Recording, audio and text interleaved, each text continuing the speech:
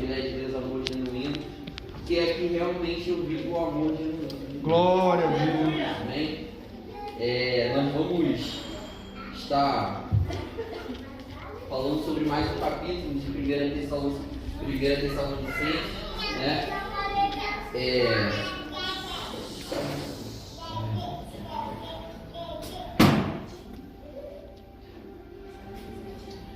E eu queria começar dizendo alguns fatos históricos que eu acho que vai ser importante.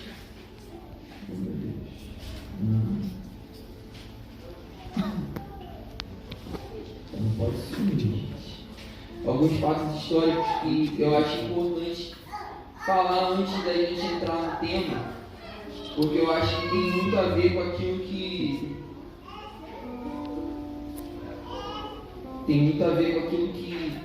Deus quer falar com a gente nessa noite. Jesus. Glória ao teu nome, Senhor. Aleluia. Por algum motivo eu não estou achando a anotação, mas graças a Deus, Deus me deu uma memória muito boa. Ô, glória! E eu consigo falar sobre a maioria das coisas que eu já queria dizer, pelo menos nesse início. Glória a Deus. Alguns fatos históricos é que a carta aos Tessalonicenses, né, foi primeiro Paulo fez a segunda viagem missionária, onde ele foi na Tessalônica, depois ele foi para Atenas, né, por Egito, e a gente entende que Paulo tinha uma necessidade, como já tinha falado no vídeo desse na doutrina anterior, que já faz bastante tempo para mim, que gosta muito da aula de doutrina, já faz 2 semanas que ele falou sobre. Deixa eu mostrar aqui. Ele tinha muita necessidade de saber como é que eles estavam, pelo fato de ele ter passado lá 3 semanas, ter pregado o evangelho nas sinagogas, ter ensinado aos judeus que Cristo era o Messias, e por ele ter ficado muito pouco tempo, ele tinha muito medo de que eles esmorecessem na fé, né? Então, no teúdo do capítulo 3, como muito bem explicado pelo obreiro desse, ele fala justamente sobre isso. Ele fala: olha, eu fiquei muito preocupado, por isso enviei a Timóteo, mas eu quero dizer que eu estou muito feliz com aquilo que eu recebi de Timóteo, né? E Paulo vai... eu queria falar um pouco sobre a questão histórica no seguinte, né? Pela ordem cronológica das epístolas, primeiro veio Gálatas, depois veio os Tessalonicenses. A primeira carta que Paulo escreveu cronologicamente foi Gálatas e Tessalonicenses. Se eu não me engano, irmãos, posso estar errado aqui, confesso, que eu não vou lembrar agora, a ordem que está as epístolas é por ordem de importância, né? Primeiro vem Romanos, depois vai vir os outros, porque Romanos é a carta magna, é uma das cartas mais completas de Paulo. Mas não necessariamente ele escreveu ela pela primeira, foi a primeira carta que ele escreveu. Então, se a gente for seguir a ordem cronológica, Paulo, a cada vez que ele escrevia uma carta, ele acrescentava mais coisas. Porque em Romanos, supostamente ele escreveu ela como a terceira ou quarta carta que ele escreveu. E foi uma das cartas mais completas e robustas, junto com 1 Coríntios e 2 Coríntios. Então, a gente vê que Paulo, além de ele se fortalecer no Senhor, além do Espírito dar revelações para ele também amadureceu na fé, né? Durante esse tempo que ele ficou passando em viagens missionárias pelas igrejas. Enfim, vamos lá. Agora vamos começar o teor da conversa que eu vim trazer hoje. Tá com o nome trocado. Ô, glória! Não tá baixando, glória a Deus.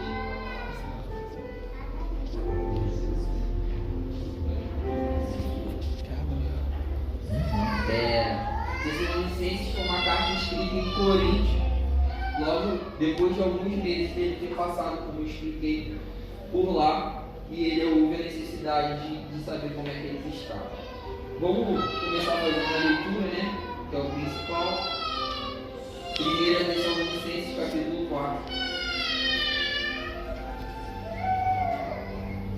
Eu vou ler rapidamente, porque infelizmente hoje não tem o data show. Eu vou ler, né, e depois eu vou explicando. Eu vou fazer até melhor. Eu vou ler o versículo e vocês vão ler outro. Amém? Qual? 1 Tessalonicenses capítulo 4. Eu que pedi. Quem achou, diga amém. Amém. E o que a gente achou? Ó, no livro de passagem do horário não, só se previu que ele tomou o microfone da minha mão. Quem achou, diga amém. Amém. Até quem não achou falou amém. Vamos lá, eu vou falar os versículos e vocês vão falar os versículos 4. Isso, capítulo 4. 1 Tessalonicenses, capítulo 4. A menina veio. Muito obrigado. Começar. Finalmente, irmãos, vos rogamos e exortamos no Senhor Jesus, que assim como recebeste de nós, de que maneira convém andar e agradar a Deus, assim andai, para que continueis a progredir cada vez mais. Calma. É isso. Não é possível que esteja tão diferente assim. Vou tentar mais uma. Mais uma. Na unidade da fé a gente vai ler legal. Amém? Versículo 2. Porque vos sabeis que mandamento vos temos dado pelo Senhor Jesus. A partir do versículo 3 e 4 eu vou ir sozinho, porque a unidade da fé não deu certo. Porque eu entendo também que tem muitas traduções hoje e muitas traduções com palavrinhas modificadas, que acaba que aconteça isso. Mas não que nós não tenhamos, né? Na mesma unidade. Porque esta é a vontade de Deus, a vossa santificação, que vos abstenhais da prostituição, que cada um de vós saiba possuir o seu vaso em santificação e honra. Em algumas traduções vai falar que cada um saiba possuir o seu corpo para a santificação e honra. Porque vaso, né, dá outra conotação para quem não entende. Não na paixão de concupiscência, como os gentios que não conhecem a Deus. Ninguém oprima ou engane seu irmão em negócio algum, porque o Senhor é vingador de todas estas coisas, como também antes vos dissemos e testificamos. Porque não nos chamou Deus para a imundícia, mas para a santificação. Portanto, quem despreza isto, não despreza ao homem, mas sim a Deus, que nos deu também o Espírito Santo. Quanto, porém, ao amor fraternal, não necessitais de que vos escreva, visto que vós mesmos estáis instruídos por Deus, que vos ameis uns aos outros, porque também já assim o fazeis para com todos os irmãos que estão por toda a Macedônia. Exortamos-vos, porém, aqui ainda nisto continueis a progredir cada vez mais, e procureis viver quietos e tratar dos vossos próprios negócios, e trabalhar com as vossas próprias mãos, como já vos temos mandado, para que andeis honestamente para com os que estão de fora, e não necessiteis de coisa alguma. Versículo 13. Não quero, porém, irmãos, que sejam ignorantes acerca dos que já dormem, para que não vos entristeçais como os demais que não têm esperança. Porque se cremos que Jesus morreu e ressuscitou, assim também aos que em Jesus dormem em Deus, os tornará a trazer com ele. Dizemos-vos, pois isto é a palavra do Senhor, que nós, os que ficarmos vivos para a vinda do Senhor, não precederemos os que dormem, porque o mesmo Senhor descerá do céu com alarido, com voz de arcanjo e com trombeta de Deus, e os que morreram em Cristo ressuscitarão primeiro. Depois nós, os que ficarmos vivos, seremos arrebatados juntamente com eles nas nuvens, ao encontrar o Senhor nos ares, e assim estaremos sempre com o Senhor. Portanto, consolai-vos uns aos outros com esta palavra. Que bom que a gente vai morar com o Senhor. Quero começar explicando, irmãos, que como eu expliquei que a carta de Tessalonicenses, tanto a primeira como a segunda, foi supostamente as duas cartas depois da sua primeira viagem missionária, né? Ele fez a primeira viagem, fez a segunda. A primeira viagem ele escreveu Gálatas, na segunda ele estava em Corinto e escreveu para os Tessalonicenses. E ele, como eu disse, conforme o tempo, ele foi aperfeiçoando aquilo que ele falava para as igrejas. Eu acredito que eu hoje, o Felipe hoje, né, com 25 anos, daqui a 10 anos eu vou ter uma mensagem, uma palavra, um conforto mais completo do que eu tenho hoje. O conhecimento que eu tenho hoje é limitado, só que o conhecimento de Deus é eterno e extenso e nunca acaba. Então, o nível que eu estou hoje, daqui a algum tempo eu vou estar num nível muito maior, tanto no conhecimento, quanto na graça, quanto no entendimento da palavra, né? Tanto que a Bíblia sempre cita a maturidade da fé, a gente amadurecer na fé em Cristo, né? Tanto que Paulo fala aos Coríntios, tanto que os escritores hebreus falam também sobre sermos alimentados com leite porque não suportamos comidas sólidas. Ele compara a gente como uma criança recém-nascida, que às vezes não consegue suportar o tamanho do mistério que é o nosso Senhor Jesus Cristo. E vamos começar. No versículo 1 e versículo 2, Paulo começa pedindo para eles lembrarem das exortações que ele deu enquanto Paulo estava com eles. E antes dele fugir para a Bereia, como eu expliquei, né, e o livro deles também, no capítulo 3, ele teve que sair de lá fugindo. Se eu não me engano, a passagem está em Atos 17, irmãos. Ele saiu de lá fugindo, porque ele pregou a palavra e começou a incomodar o pessoal daquela época, os judeus que não aceitaram que Cristo era o Messias, e começaram a perseguir a igreja, as pessoas que falavam no nome de Cristo. E eles foram até a casa de um rapaz chamado Jason, né? Eu acredito que seja dele. E chegaram lá, não encontraram nem Paulo nem Silas. Então eles prenderam Jason e os que estavam com Jason, porque eles sabiam que Paulo tinha fugido para lá. E quando ele chegou para o pessoal de Roma, eles falaram: olha, a gente está te entregando eles porque os perturbadores do mundo agora vieram aqui nos atormentar também. Mas como é que uma pessoa perturba a outra, irmão? Com uma mensagem de amor, de graça, de conhecimento, de que um homem se entregou para que nós pudéssemos ser religados por Deus, né? Mas infelizmente ainda hoje tem pessoas que têm visões muito distorcidas do que é o Evangelho, porque a pregação do amor, a pregação da graça ainda faz com que pessoas vejam isso como uma ameaça. E normalmente são pessoas que têm um coração ruim ou fechado. Normalmente, se a gente for olhar para os países perseguidos, são ditaduras. São homens que querem pregar aquilo que eles querem falar, querem que você acredite naquilo que eles querem que você acredite, e que não existe nada no mundo além daquilo que você aprendeu lá, né? Um exemplo muito bom é que nós vivemos num país, né, laico, graças a Deus, ao qual nós podemos professar a nossa fé, nós podemos falar do amor de Cristo, mas que nós, como cidadãos, às vezes sentamos para assistir televisão, o nosso país passa muita coisa ruim.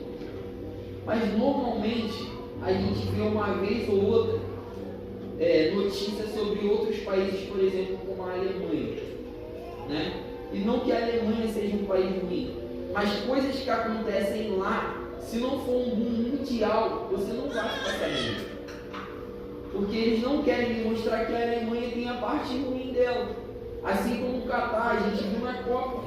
O Catar é um lugar muito bonito, cheio de riqueza, mas tem uma parte muito pobre onde pessoas vivem catando lixo para conseguir sobreviver. E eles não mostram normalmente essa parte. Por um desvio, né, vamos dizer assim, de pensamento, a Globo até chegou a mostrar uma parte disso, mas eles quiseram mais mostrar a beleza da Copa do que propriamente as coisas ruins que tinham naquele país. E assim é com tudo na vida. Normalmente a gente, quando tem um produto como comerciante, a gente não vai ficar falando assim: ó, o nosso produto, cara, não presta muito não. Eu tenho um produto aqui de limpeza, ele até limpa, mas não tira a mancha do chão. Não, a gente vai falar bem do nosso produto, a gente não vai falar das coisas ruins que tem nele, porque senão ninguém compraria. falar tudo que tem de ruim nele ao invés de falar tudo que tem de bom. Sabe? Então, acho que o único material que a gente só fala bem, porque só tem que falar bem, é a Bíblia. Só tem que falar bem. E tudo que ele ensinaria para o nosso próprio bem. Sabe? Agora voltando para algo, né? Glória. Nos versículos 1 e 2, ele fala para eles continuar no ensinamento que ele deixou para eles, né? No versículo 3, ele começa a relembrar a vontade de Deus para a vida deles. Qual era a vontade de Deus para a vida dos Tessalonicenses? A mesma que para a nossa, que é que eles fossem santos e santificados todos os dias. Se a gente for reparar no versículo 3, ele fala assim: porque esta é a vontade de Deus, a vossa santificação, que vos abstenhais da prostituição, que cada um de vós saiba possuir o seu corpo em santificação e honra. Ele ali está querendo mostrar um parecer de coisas que afastam a gente da santificação de Deus. E uma das principais coisas que nos afasta da santificação de Deus é o pecado sensual, seja ele qual for, né? Seja ele fornicação, adultério, seja ele qualquer tipo de incesto, qualquer tipo de pecado sexual. Porque Paulo em Coríntios, como a gente já estudou, ele vai explicar que todo pecado é feito fora do corpo, mas o único pecado que agride o seu próprio corpo é o pecado espiritual, por nós sermos templo do Espírito Santo. E ele fala que todas as vezes que nós pecamos pecados sexuais, nós destruímos o templo do Espírito Santo. E, irmão, não é que seja pecado você ter relação com sua esposa ou com seu esposo. O pecado é você fazer tudo que demanda fora disso. O pecado é nós olharmos, vamos dizer assim, é nós não sermos casados e cometer o ato. É nós sermos casados e querer cometer atos com pessoas que não sejam o nosso cônjuge. Diversos outros, como masturbação, como desejo de outras pessoas, né? Isso destrói a gente por dentro. O templo do Espírito Santo é destruído por dentro. Porque, como Paulo explicou, tudo é por fora. Esse é o único que é por dentro. Então, como é que o Espírito Santo vai habitar num templo destruído? Imagina, você habitar numa casa que não tem teto, está tudo em ruína, os muros caíram. E tipo assim, querer que isso mude da noite para o dia. Você tem que estar com o coração muito disposto e arrependido na presença do Senhor, para que Ele consiga fazer esse tipo de obra dentro de você. Aí Ele vem construindo, tijolinho por tijolinho de novo. Mas você tem que querer. Porque a partir do momento que você sabe que aquilo destrói aquilo que Ele mesmo está construindo dentro de você, você tem que tomar a decisão de não mais fazer. Você já parou para pensar que nós fazemos obras aqui na igreja, graças a Deus. Está bonito assim, porque tem irmãos que se disponibilizam de fazer, e tem irmãos que se comprometeram em pagar esse tipo de beleza que a gente está vendo. Está bonito isso aí. Não é para subir aqui. Você já parou para pensar que toda vez que a gente, por exemplo, se a gente fizesse essa coluna, viesse alguém e quebrasse, a gente ter que construir tudo de novo, a gente não ia mais fazer, irmão. A gente se esforça, a gente faz de tudo para que a obra fique bonita, fique legal, mas a pessoa vai lá e quebra uma coluna, mancha uma parede, a gente está pintando tudo de preta. Aí imagina a gente chegar aqui na terça-feira, as crianças ter botado a mão assim, pintado tudo de mão, ia ficar legal. Não estou falando que ia ficar ruim, não. Mas eu estou falando assim que, tipo assim, ia estar estragando aquilo que com muito esforço a gente custou para fazer. A gente disponibilizou tempo, a gente abdicou de tempo com a família, tempo com os nossos pais, muitas vezes, com as nossas esposas, com os nossos filhos. E o Espírito Santo, ele não quer fazer uma obra em vão. A Bíblia toda declara isso. Paulo vai dizer, olha, tome cuidado para que não entristeça o Espírito Santo. Ele fala, não retenhas o fulgor do Espírito. Então tem uma parcela muito grande do Espírito na nossa vida até o dia do Senhor. Que é Ele que nos prepara para o dia do Senhor. É Ele que nos leva a uma vida de santificação. Muitas das vezes você fala assim, poxa, do nada me deu vontade de ler aqui. Essa vontade vem do Espírito, irmão. Porque quando tu estava no mundo, tu via, tu sentia vontade de ler, vou dar uma lida aqui. Quando tu quer ler. Qual é o nome daquela autora de romance muito famosa? Uma autora de romance que escreve livros de romance. Esqueci agora. Você vai ler Stephen Hawking se tu for nerd. Você vai ler Harry Potter se você gostar. Vai ver HQ, mas não vai ler a Bíblia. Porque a Bíblia não é atrativa para quem não segue a fé. Então, se todas as vezes que você sentir vontade de fazer algo que você não é acostumado a fazer, mas que te leva mais para perto de Deus, é o Espírito Santo. Porque Ele não só te perdoa todos os pecados, mas Ele te leva à redenção todos os dias. Ele te encaminha para a redenção. Ele é a força capacitadora para que a gente consiga viver numa vida de santidade todos os dias. No versículo 4 e 5, ele fala sobre você ter o domínio próprio sobre todos os seus desejos sexuais. Como eu acabei de estar falando aqui. Uma coisa interessante que no versículo 6 ele fala assim: olha, não roube a seu irmão nem engane ele, porque o Senhor é vingador. É engraçado ler isso porque hoje existe uma teologia, né, um tipo de doutrina ao qual Deus é só amor, Deus perdoa todos os teus pecados, tu está livre de tudo, o peso que estava nas tuas costas ele livrou, e a partir de agora tu vive a vida tranquilo. Mas tipo assim, eles falam, a vida tranquila não é o tipo de vida que nós pregamos. A gente fala de uma vida tranquila em Deus. E pode estar um mundo caindo na tua volta e tu vai falar: não, Senhor, eu confio no que você está fazendo.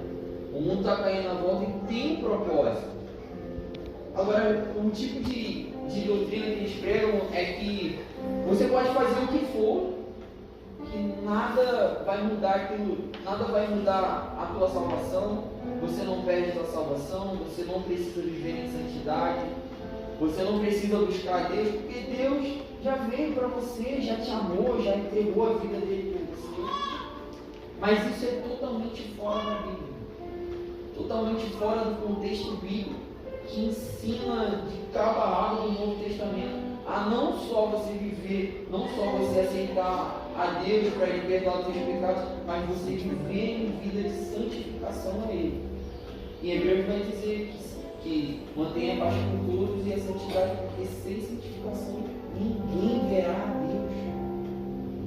Então como que eu posso viver de qualquer maneira se a própria Bíblia diz que nós não podemos viver de qualquer maneira? Aqui mesmo ele está falando para nós, para eles controlarem o desejo deles sexual. Fala sobre abdicar, não enganar, não mentir. Mas ter uma vida diferente do que eles levam antes. Ele até fala aqui, se eu não me engano, no versículo 7, porque não nos chamou Deus para uma imundície, mas para a santificação. Ele está dando um comparativo do que você vivia antes e daquilo que você tem que viver agora. Paulo estava explicando isso para eles: olha, antes vocês viviam dessa maneira, agora é essa maneira que tem que prevalecer em vocês. E ele ainda cita uma frase, né, muito boa, que ele fala que, portanto, quem despreza a gente não despreza o mundo, mas despreza a Deus. Olha que lindo. Porque às vezes, né, a gente aconselha pessoas que a gente gosta, né? E nem sempre as pessoas recebem da maneira que nós queremos passar para elas. E tem gente que acha a gente chato, careta. Tem gente que acha que a gente não tem direito de falar para eles sobre aquilo, né? E óbvio, irmão, não estou falando aqui para a gente julgar o nosso irmão, mas a gente ajudar ele na fé. Sabe qual é o grande perigo hoje? É que muita gente aponta ao invés de estender a mão para levantar, né? Um exemplo muito prático é nós pegarmos, ao invés de eu ver o irmão caído e querer ir lá ajudar ele, ou simplesmente chegar e falar: irmão, tá tudo bem, eu vi que aconteceu qualquer coisa com você, né? Eu não estou falando de acidente, não, eu estou falando de muitas vezes vezes o irmão pecar mesmo, você vê que o irmão pecou, e ao invés de você ir lá ajudar ele, estender a mão para ele, a primeira coisa que tu faz é ligar para outro irmão e falar que o fulano pecou. Né? Ao invés de você chegar, abraçar ele e falar assim, amigo, aconteceu alguma coisa e tal, e se ele se sentir à vontade de falar para você, olha, aconteceu sim, aconteceu isso. Pô, irmão, vamos lá, vou te ajudar para o próximo de oração aqui. Já conversou com o pastor? Não conversei, não estou me sentindo vontade, amém. Vamos orar aqui, eu e você, vamos fazer campanha. Glória a Deus. Vamos restaurar a fé que há em você. Sabe? Às vezes é muito preocupante a gente olhar irmãos do nosso próprio meio, ao qual eu estou falando aqui, que eu sinto muito carinho. Né? E não estou falando que seja alguém daqui, pelo amor de Deus. Não estou falando que seja aqui na igreja, estou dando exemplos, tá? Para elucidar isso que ele estava querendo dizer.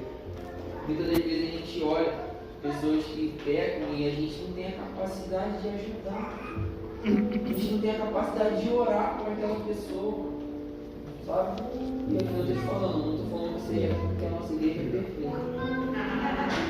Amém? Está todo mundo crescendo na graça e no conhecimento de Jesus Cristo. No versículo 6, ele fala: o Senhor é vingador contra todos os que não amam a seu irmão. Porque, querendo ou não, quando ele fala para você não enganar e iludir, ele está falando sobre parte do amor. Ele está falando sobre exemplo prático daquilo que você demonstra com seu irmão que você ama ele. Não só com seu irmão, mas também para Deus. Porque a forma de Deus de demonstrar amor com você foi se entregando Um pouco do 7 e voltou para 6. Porque Deus é muito prático. Deus é muito mais intenção do que palavras. Ele, para mostrar, para provar algo, ele faz uma atitude. Ele não fala. Como é que ele te amou? João 3,16 vai falar assim: porque Deus amou o mundo de tal maneira. Ficou só na palavra, não. Que entregou o seu Filho unigênito, para que todo aquele que nele crê não pereça, mas tenha vida eterna. Ele está falando ali de algo prático, de algo que não é só o falar, mas a intenção, o coração, aquilo que você deve fazer como uma ação para demonstrar aquilo que você fala. Então, não adianta nada eu chegar aqui e falar assim: eu amo todos vocês, mas na primeira oportunidade que eu tenho, eu minto. Na primeira oportunidade que eu tenho, eu, pela misericórdia de Deus, conserto o celular, né? Não sou rival do pastor, o pastor é soberano, todos os meus trabalhos eu passo para ele, depois vem para mim. Mas, imagina se você, como irmão na fé meu, chega numa assistência minha para consertar um telefone, e eu sei que o preço justo para consertar o seu telefone seja R$200. Por eu olhar para você e ser um irmão, talvez que não tenha muita intimidade de cobre R$400.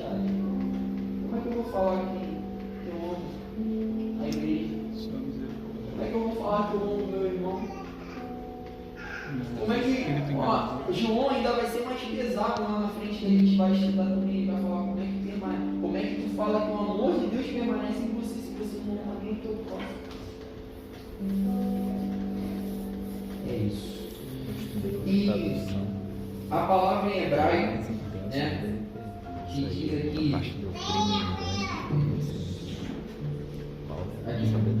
a palavra em hebraico que diz não oprima ou engane seu irmão,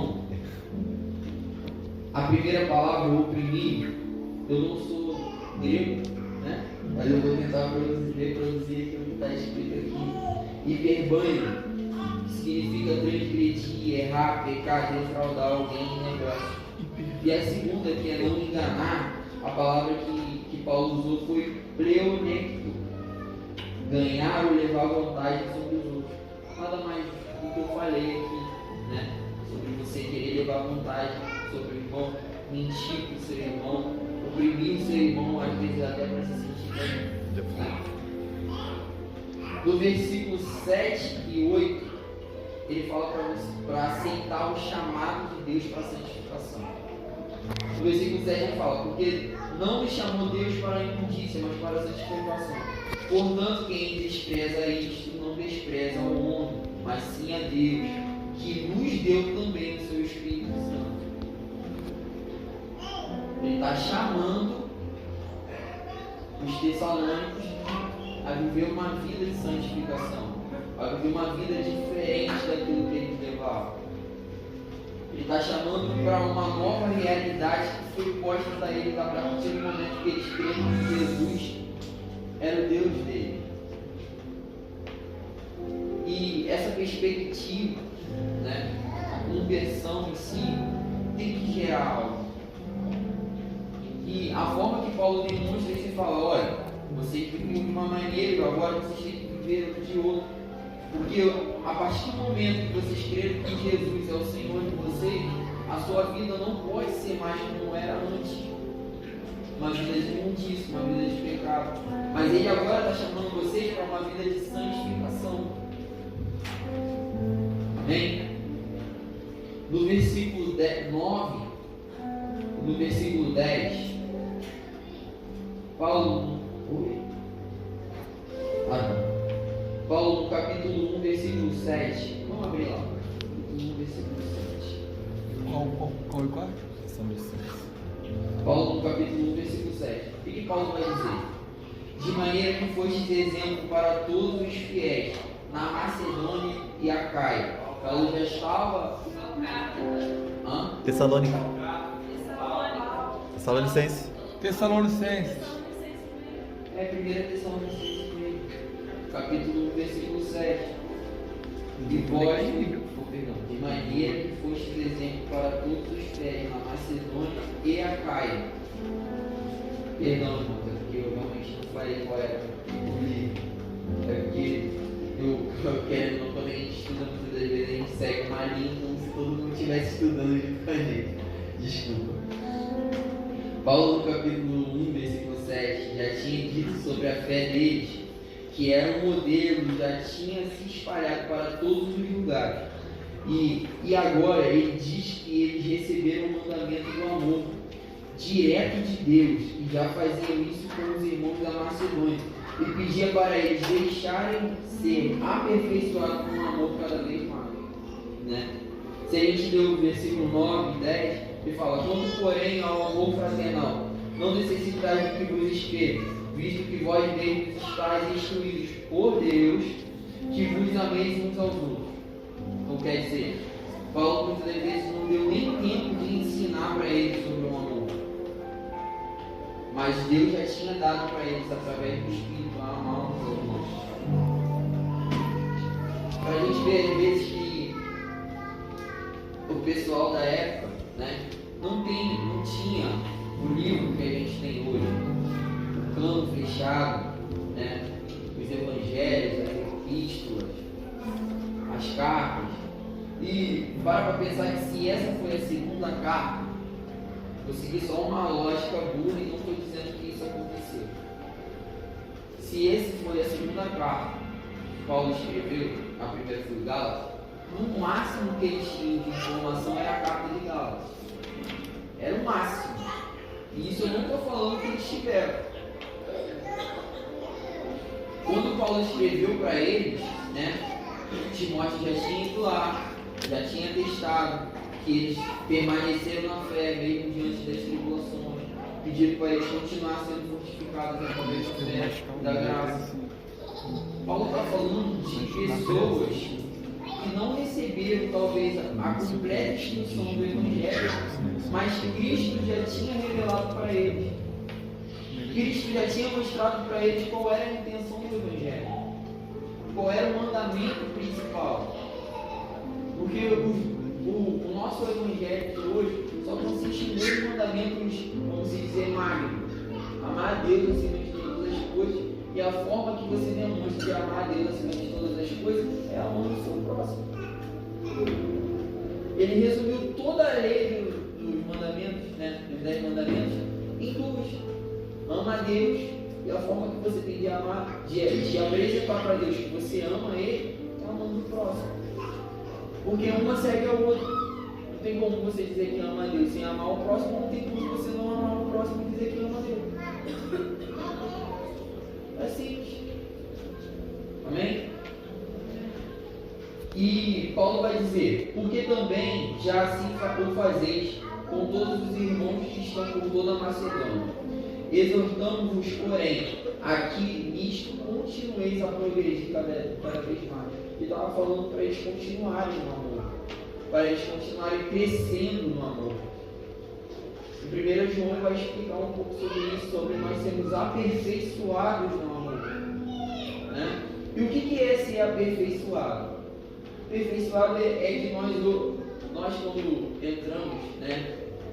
Quando nós aceitamos Jesus, né? Gera algo em nós, faz com que a gente arde no nosso coração de fazer coisas para Deus, coisas dignas do Evangelho de Deus, se santificar. Mas uma das coisas que a gente tem dificuldade no começo é amar o próximo, pessoas que a gente não conhece, pessoas que a gente não tem intimidade, e que muitas das vezes ela não faz questão nenhuma de te amar, mas você ama ela. Verdade. Então, quando João, né, lá na frente vai falar para nós sermos aperfeiçoados, é porque é todos os dias. É um processo constante de evolução. O amor de Deus é completo e infinito. Nós, como seres humanos limitados, nós temos que buscar a infinidade do amor em Deus. Que a maior forma de amor foi Ele. Ele se entregou por nós. Ele nos amou quando ainda nos éramos pecadores. Ele amou os seus discípulos, amou quem viria depois, orou pela gente lá em João 14, se não me engano. Posso até estar falando besteira. Está em João. Então ele demonstrou o verdadeiro amor, um amor completo.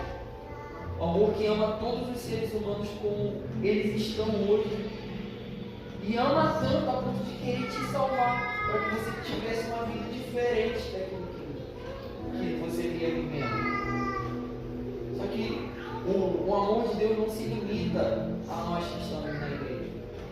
Porque Pedro vai dizer que Deus queria salvar todo mundo. A vontade de Deus era salvar todo mundo. Só que, como na EBD a gente estava conversando sobre isso, Deus age por interação. Ele entregou seu Filho, Ele perdoou nossos pecados, Ele nos amou através da pessoa de Cristo Jesus, mas Ele requer interação, requer você aceitar Jesus, requer você aceitar a graça, você aceitar o Evangelho que te é pregado, requer você aceitar os mandamentos, seguir os mandamentos, requer também esforço nosso. Porque o esforço de Deus já foi feito. O esforço máximo, o ápice do amor do Senhor já foi feito. Então hoje nós damos o esforço máximo para demonstrar que valeu a pena. Nós damos o esforço máximo para demonstrar que nós estamos arrependidos e que queremos viver dignos do Evangelho do nosso Senhor Jesus Cristo. Parecendo cada dia mais com Ele, amando o nosso próximo como a nós mesmos. Assim demonstrando que nós amamos a Deus. Amém? Eu deixei uma passagem aqui, uma referência, em 1 João, capítulo 4, versículo 12. Quem quiser abrir, puder abrir. 1 João 4. Não, João, o Evangelho de João, capítulo 4, versículo 12. 4, 12. É para ler? Quem achar isso, o coração pode ler. É Ninguém jamais viu a Deus. Se nos amamos uns aos outros, Deus está em nós. E em nós é perfeito o seu amor. Sempre ela. Fome. É 1 João, perdão. Perdão. Deixa eu falar. 1 João 4. 1 João, capítulo 4, versículo 12. Como o Nelson falou, a gente nunca viu a Deus. O Deus invisível, imortal, eterno, criador de todas as coisas.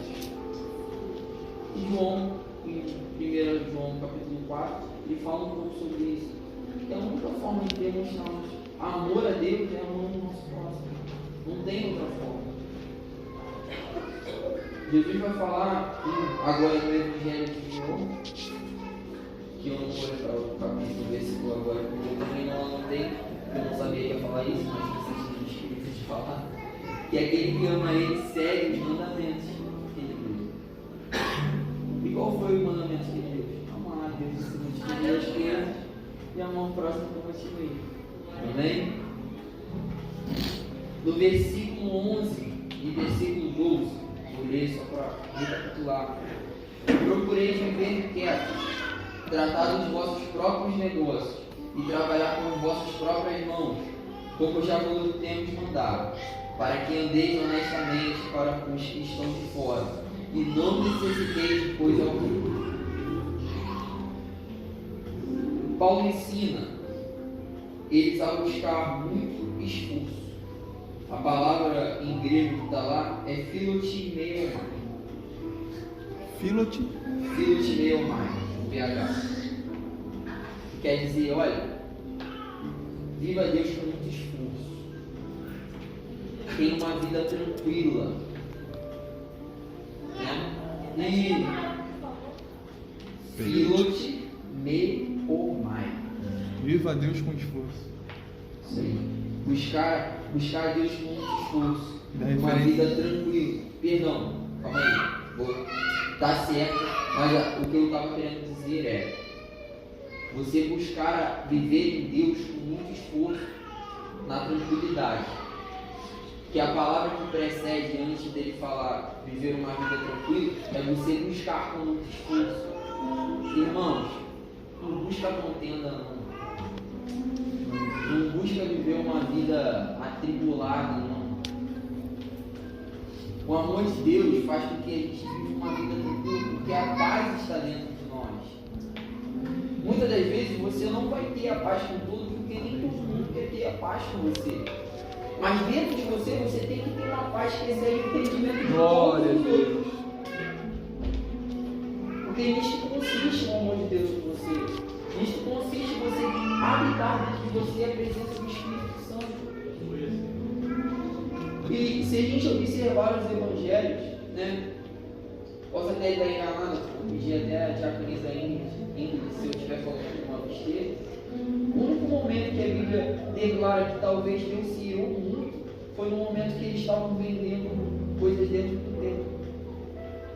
Porque quando ele derruba, quando ele fala, olha, vocês estão fazendo a casa do meu pai, que eu vejo lá no. Porque todo o restante, os fariseus vinham a todo momento alfinetar Cristo. Todo momento eles faziam uma pergunta da lei para contrariar aquilo que Cristo estava ensinando. E a maioria, se não todos eles, Cristo respondeu. E em nenhum momento a Bíblia disse que era errado. Inclusive tem uma passagem que diz, Cristo vai dizer assim, olha, aqueles que estão cansados, vem até mim, e sou humilde e manso de coração. Se ele era humilde e manso de coração, provavelmente ele não respondia ninguém com ódio, com rancor, com raiva. Porque ele era a lei, por isso que ele ensinava. A Bíblia toda apontava para a pessoa dele. E ele amava os seres humanos, não tinha para que ele se irar tanto durante todo o dia. Então quando Paulo fala assim, olha, buscar com muito esforço viver de uma forma tranquila, ele estava falando, olha, não cria contenda, não cutuca teu irmão. Inclusive eu preciso aprender um pouco com isso. Sabe? Não viva de uma forma ao qual você fica atribulado todo momento. Que nem eu falei, não tem como você falar que dentro de você tem a paz que excede todo entendimento se você só vive estressado. Cadê a paz que excede todo entendimento? Então está excedendo até o seu entendimento, porque você não entendeu. Sabe? Então assim, Paulo está falando para que com eles com muito esforço vivam tranquilamente. Estar ocupado com o que é seu. Paulo aqui está dizendo de uma forma bem educada para você não ser fofoqueiro. Se você se ocupa com o que é seu, você não vai se ocupar com o que é do irmão. Óbvio que eu não estou falando aqui no sentido de você não se alegrar com seu irmão, não chorar com seu irmão, não é isso. Eu estou falando aqui quando você faz fofoca ou faz disse-me-disse para gerar contenda, para gerar desânimo, para difamar o seu irmão. Ele fala, olha, tenha cuidado, olha, cuide das coisas que são tuas. Para de cuidar das coisas que são do teu irmão. A não ser que teu irmão te peça ajuda. E mesmo assim você não vai cuidar para ele, você vai ajudar ele a cuidar. Porque a coisa é dele. Você está indo só para ajudar ele. Amém? E ele fala sobre trabalhar com as próprias mãos, né? É muito importante dizer, irmãos, que naquela época, quem aceitava Cristo se tornava cristão, né? Era visto com muito preconceito, visto com muito ódio, visto com muito rancor. Porque Cristo já tinha avisado que isso iria acontecer. Que pelo amor do nome dele, eles seriam perseguidos, caluniados, difamados, seriam até mortos. Aí, né, na passagem de Mateus, ele fala até para as pessoas se alegrarem, porque grande é o galardão dela no céu. Então, pensa que se eles eram perseguidos, caluniados, difamados, vocês acham que eles conseguiam trabalhar de uma maneira tranquila? Então acontecia muito, irmãos, de muitas das vezes as pessoas aceitarem a Cristo e o meio de trabalho dele, né, ao qual ele vivia, meio que abandonar ele, abolir ele. Imagina que ele abre uma empresa, né? Óbvio que eu estou falando de um conhecimento que a gente tem hoje, mas imagina que ele abre uma empresa e ele tem um sócio. O sócio dele não é cristão, ele virou cristão. E coisas que ele fazia na empresa, agora ele não pode fazer mais porque Cristo falou para ele não fazer mais. O que vocês acham que o sócio fazia com eles? Não queria mais eles perto. Paulo aqui está dizendo para eles trabalhar com a vossa própria irmão, no sentido assim, olha, não deixe de trabalhar e fique pedindo para os outros irmãos, não. Continua trabalhando. Estuda, né? Óbvio que eu não estou falando no sentido que a gente tem hoje, né? Mas se eu for trazer para hoje, estuda, corre atrás, nem que você seja pedreiro, carpinteiro, marceneiro, nem que você seja apontador, sabe? Não estou desmerecendo essas profissões, eu estou falando que são profissões que muitas das vezes a pessoa não precisa ter um conhecimento técnico para poder ingressar na área, tá? Vira vendedor, sofre, trabalha 12 horas, trabalha 24 horas, mas não deixa de trabalhar e depois bota a culpa no evangelho. Era isso que Paulo estava querendo dizer. Olha, ele fala assim, viva de maneira digna para com os outros. Paulo estava falando, olha, você como cristão, você tem que dar o exemplo para quem está de fora. E se a gente fosse trazer para o contexto de hoje, imagine um irmão que não gosta de trabalhar, só fica em casa, vive das coisas da igreja, vive pedindo ajuda, esmola. Imagina como as pessoas, eu já dei a posição no começo, ele não gosta de trabalhar. Imagina as pessoas olhando de fora e ele se declarando cristão a todo momento, servo de Cristo, mas com todo respeito à palavra, irmão. Porque a própria palavra de Deus diz essa palavra, mas o cara não é bom. Que exemplo que ele está dando para o pessoal que está de fora, que não serve a Cristo? Que tipo de vida digna ele está mostrando para quem não é crente, para se converter? Tem um autor muito famoso que o David gosta de citar, que eu não lembro o nome do autor, mas ele vai falar assim: prega o evangelho, se for necessário te falar. Francisco de Assis. Francisco de Assis. Glória a Deus, obrigado. Ele estava falando para a sua vida ser uma demonstração do que é o evangelho. Muitas das vezes, irmãos, eu gosto de uma frase que o pastor Rodrigo Silva falou uma vez no podcast. Ele falou assim, olha, muitas das vezes você como cristão vai ser a única Bíblia que o mundo vai ler. Você às vezes vai ser a única demonstração de Cristo na terra na vida de algumas pessoas. Vai ter pessoas que antes de te conhecer não vão ter lido Bíblia, não vão conhecer o Evangelho a fundo como nós conhecemos. Irmão, que tem gente que não entra para a igreja por causa dos exemplos ruins, não param de vir. Que tem gente que não entra para a igreja por causa dos escândalos que tem. E uma coisa engraçada, o evangelho da graça, do amor, da libertação, da novidade de vida, é muito difícil ser propagado por quem não é crente. Agora, se você falar assim, caraca, tem um pastor ali em tal lugar que pecou, é uma coisa que a cidade inteira fica sabendo. Inclusive vai ter gente que vai conseguir gravar vídeo dele pecando. E vai postar ainda, ó, pastor tal de tal lugar, pecou às tantas horas aqui, e a igreja dele tinha 200 membros. Mas ninguém fala assim, olha, Jesus Cristo veio, cara. Ó, o pastor de fulano de tal pecou. Mas, gente, não abandona o evangelho não, porque Cristo não é isso que vocês viram. Ele errou, mas Cristo continua sendo perfeito. O amor dele continua sendo derramado sobre as nossas vidas. A graça dele ainda está aí para quem tem a novidade de vida. Eles nunca propagam a notícia assim. Então, nós temos que, muitas das vezes, olhar para a nossa vida e perguntar se nós estamos sendo um exemplo para quem não é cristão. Paulo em Filipenses a gente já estudou. Paulo em Filipenses, se eu não me engano, no capítulo 1 ou no capítulo 2, ele vai falar para nós se importarmos com os outros. Se importarmos com o que os outros pensam. E muitas das vezes a gente não se importa. Eu já falei isso antes de entender a palavra de Deus. Eu já falei, não, mas o que fulano pensa não interessa. Interessa sim. Quem lê 1 Coríntios, se eu não me engano, no capítulo 14, Paulo vai começar a falar sobre as pessoas que são fracas na fé.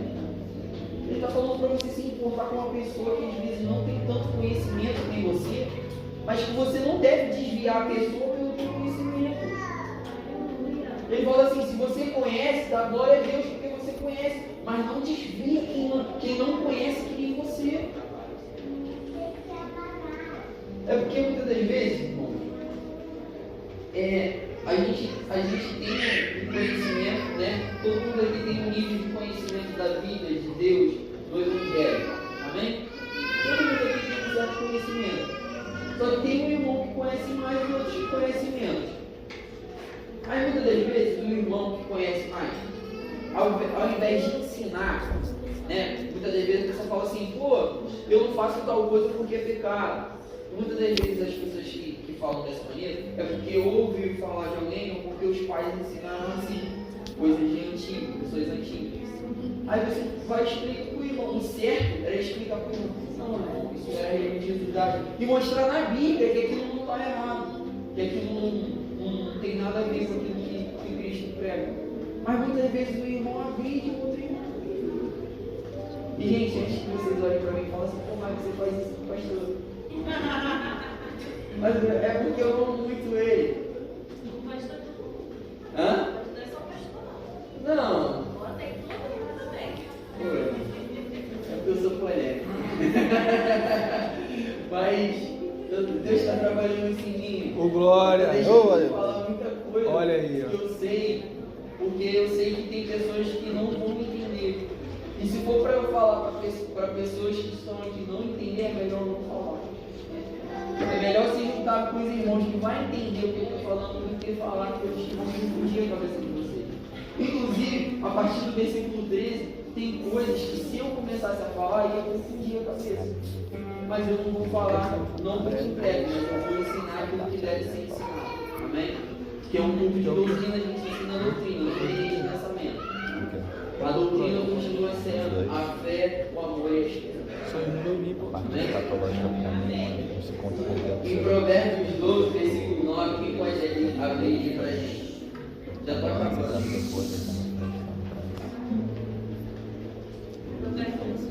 Versículo 9. 9?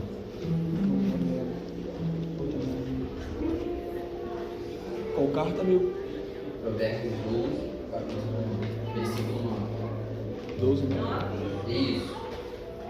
Melhor é o que se pouco e tem certos do que o que se vangloria e tem falta de pão.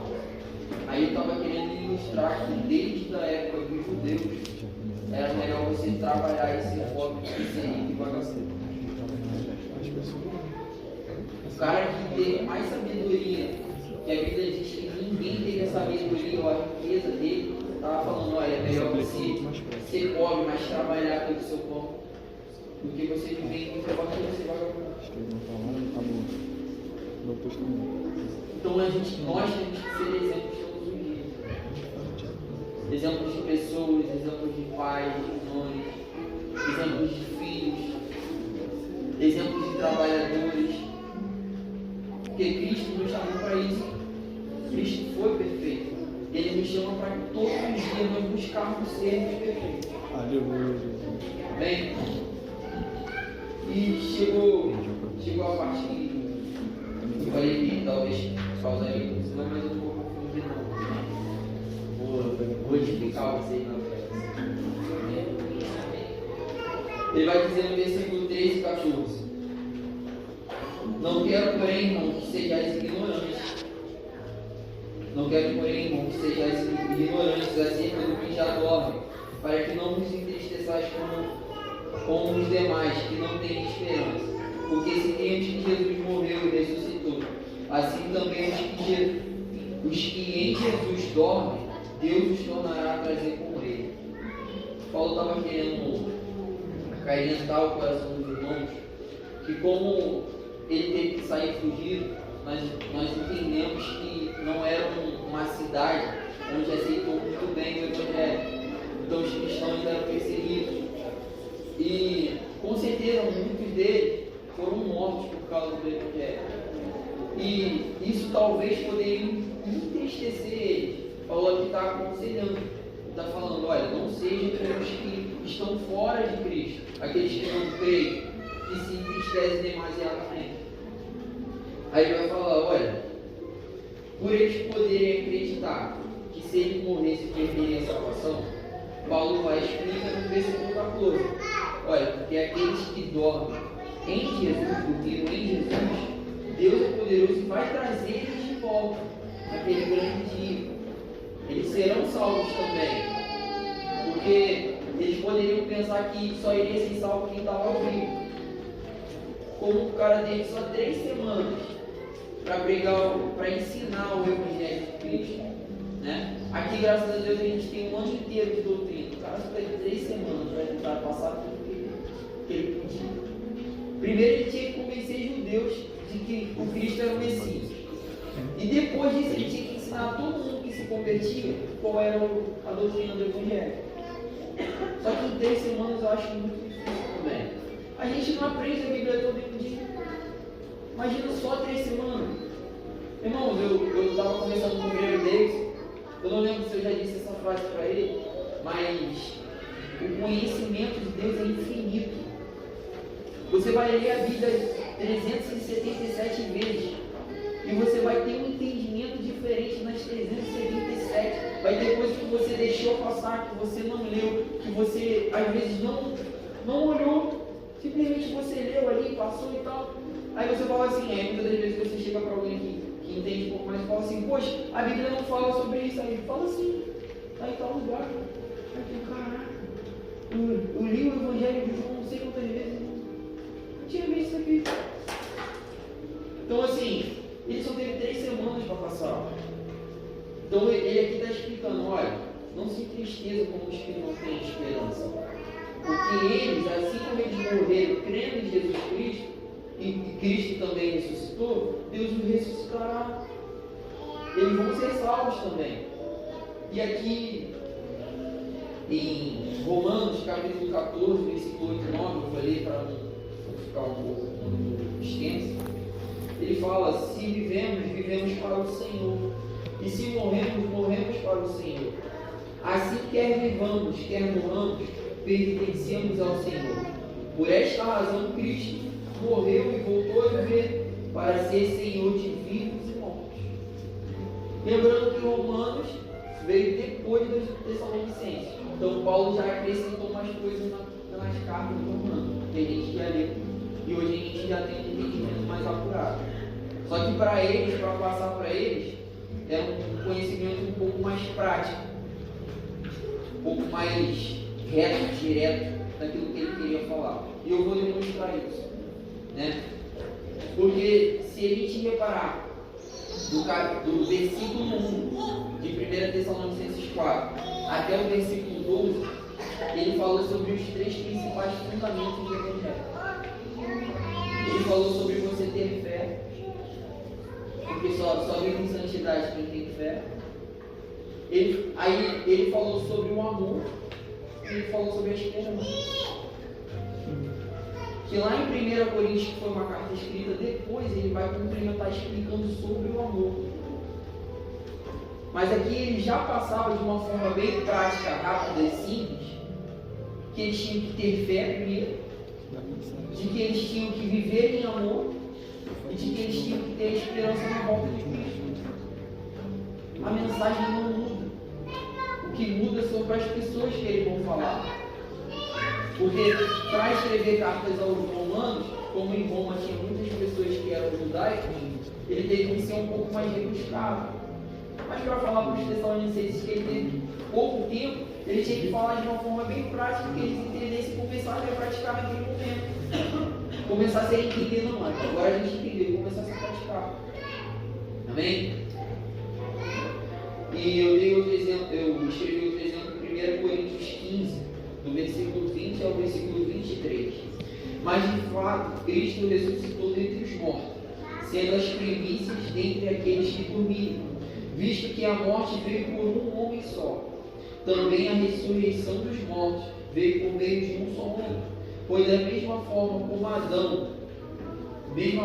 em Adão todos morrem, em Cristo todos serão vivificados, mas cada um por sua vez. Cristo primeiro, depois quando ele vier, os filhos pertencem.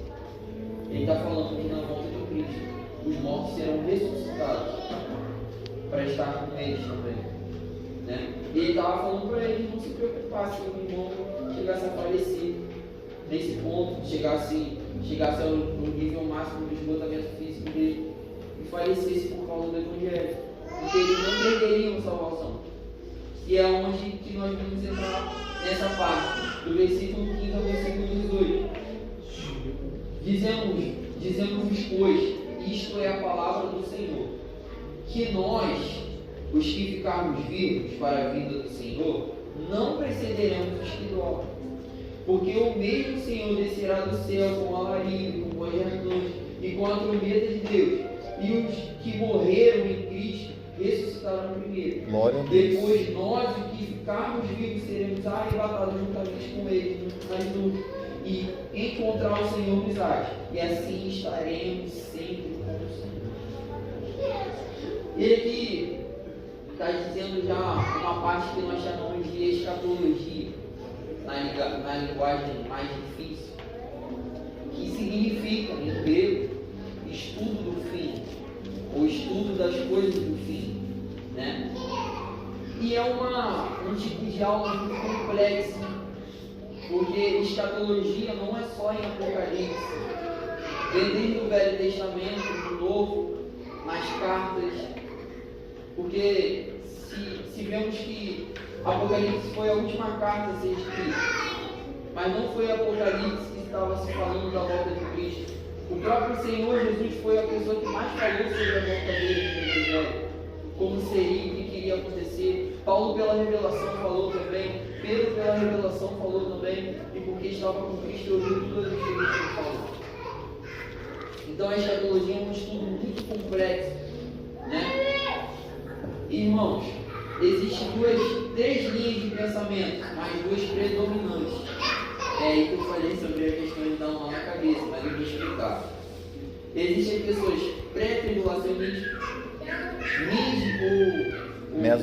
meso-tribulacionistas e o pós-tribulacionista, né? Esse versículo aqui tem três interpretações diferentes nessas três linhas de pensamento. O pré-tribulacionista acredita, né, que nós estaremos aqui louvando e adorando ao Senhor e o Senhor nos arrebatará. Glória a Deus. É isso, Senhor. É isso que eu quero. Os meso-tribulacionistas acredita que nós veremos o anticristo, nós estaremos na grande tribulação durante 3 anos e meio, né? Porque pela contagem de Apocalipse, a grande tribulação durará 7 anos. Então, durante 3 anos e meio, nós vamos ver o anticristo, vamos passar pela grande tribulação até a metade. Porque na metade para lá, Apocalipse vai começar a falar sobre o julgamento dos judeus. E Paulo, em outras cartas, vai explicar que nós seríamos tirados da ira vindoura do Senhor para os judeus. Amém? Até aí está todo mundo compreendendo? E os pós-tribulacionistas acreditam que a gente vai viver tudo. Grande tribulação, estrela caindo, mar envenenado. Né? Para quem não tem vocação para ser macho, vai ser a pior parte do planeta para gente. Vai ser ver pessoas da nossa família morrendo. Enfim, eu não estou falando que um deles está certo. Eu tenho a minha própria opinião e não vou expor ela porque eu acho que cada um tem que buscar a sua. Amém? Mas pela fé eu creio que a gente vai estar adorando um dia de Santa Ceia aqui e só vai ficar a nossa roupa, porque a gente já vai descer no transformação. Amém? Para elucidar um pouco isso, eu trouxe 1 Coríntios 15, versículo 51 e 52. Eis que eu lhes digo esse mistério, Paulo falando.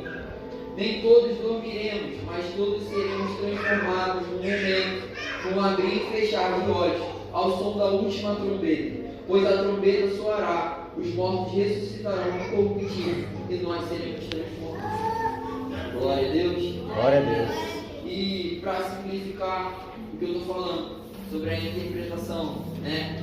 Aqui diz nessa passagem sobre a trombeta. E quem após acredita que essa trombeta vai ser as 7 trombetas. Quem é midiático também não vai passar por isso. E quem é prego, menos ainda. Ele acredita que a trombeta de Deus é diferente das 7 trombetas da ira de Deus. Amém? É isso que eles acreditam, né? E, irmãos, a questão principal de eu estar falando isso aqui é porque isso se chama linha de pensamento. Não é doutrina. Doutrina é aquilo que não pode ser mudado. Eu ensinar para vocês doutrina é eu falar sobre aquilo e que a Bíblia em si já explica o que é e não pode ser mudado. Eu não posso chegar aqui no culto e falar, olha, Cristo morreu, mas não falar que ele ressuscitou. Porque isso faz parte totalmente da doutrina. Eu não posso falar que Cristo é amor e que Ele não nos ensinou a amar. Porque isso não faz parte da doutrina. Eu não posso aqui chegar e falar, como eu falei no começo, que a graça veio para limpar todos os seus pecados, mas que você não tem que ter uma vida de santificação. Se a Bíblia inteira ensina que nós temos que ter uma vida de santificação. E por que isso é livre de pensamento não doutrina? Porque seja pré, seja mid, seja pós, Jesus vai voltar. Glória a Deus. E isso não muda. Nos 3 eles acreditam que Jesus vai voltar para buscar a sua igreja, a sua noiva, que Ele prometeu. E que possa ter edificado os irmãos pela palavra que eles aqui. E eu agradeço.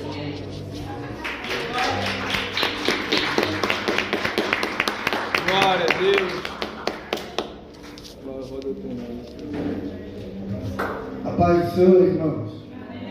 Deus abençoe a vida do irmão Felipe, amém? Vamos ouvir o que aprendemos na noite desse dia. Eu não vou citar muitos, eu quero dos adolescentes primeiro, um dos jovens, um dos varões, amém? Adolescente não levantou, vamos ouvir o Rafael. O que você aprendeu? Ele gerou, colocou a mão no falou. Vamos ouvir a Maria Eduardo que aprendeu. Ela anotou, cara? Aprendeu, Maria Eduardo, alguma coisa? Não posso esperar. Se não aprendeu, está uma semana sem telefone. O diabo não vai dar um respaldo lá, né? Oi? Mais tarde, se você não vai botar lá no grupo, ela vai aprender. Glória a Deus. Vamos ouvir alguém das irmãs? Ô glória. Bom, se fosse dar um tema, né, para o estudo de hoje, eu diria que no versículo 1 seria um viver santo para agradarmos ao Senhor. No versículo 1 e 2, Paulo vem dizendo para que nós venhamos continuar o ensinamento que ele escreveu, para que nós possamos progredir cada vez mais. Isso me chamou a atenção porque a gente vê que o nosso Deus, ele não quer que a gente fique uma pessoa sem conhecimento, né? Mas ele quer que a gente progrida em todas as áreas da nossa vida. No versículo 3 ele também continua falando sobre o viver santo, né? E principalmente eu aprendi hoje que o pecado sexual. Aleluia! Que o pecado sexual ele nos afasta de Deus, né? É o principal pecado, a fornicação, o adultério. E aí depois ele vai dizendo que nós precisamos ter um domínio próprio sobre os nossos desejos, que nós também não podemos viver de qualquer maneira, mas que a nossa vida seja um livro aberto para os não crentes, né? Que nós não venhamos apenas falar com palavras, mas com atitudes. Aleluia. Porque do que adianta ouvirmos as terças, as sextas, aos domingos e não colocarmos em prática. E depois Paulo também fala sobre o amor, para que nós venhamos amar os nossos irmãos, continuarmos praticando o amor fraternal. E depois, por último, ele fala sobre os que dormem no Senhor, né? Para que nós venhamos não viver uma vida remoendo, as pessoas que já foram e já dormem no Senhor, né? Saudades a gente sente, né? Há pouco tempo eu perdi pessoas tão queridas. E esse versículo falou muito ao meu coração, porque às vezes a gente remói tanto das pessoas que já foram, mas que a gente não tem esquecido que elas dormem no Senhor e um dia nos encontraremos. Glória a Deus, aleluia. E é isso. Bem destrinchado, né? Isso daí é muito legal. Chora. Bora, juventude, cadê? Eu tô todo Eu achei muito interessante o versículo 8 que fala: portanto, quem se recusar a viver de acordo com essas regras, não desobedece aos ensinamentos humanos, mas rejeita a Deus. Então, quando a gente deixa de cumprir a palavra do Senhor, a gente não está desobedecendo pessoas, homens, mas a gente está rejeitando o nosso próprio Deus. Aleluia. Alguém dos varões? Que isso, galera, faz isso comigo não. Diego Jales. Bora, Charles, João. o que você Se eu poderia ficar de pé?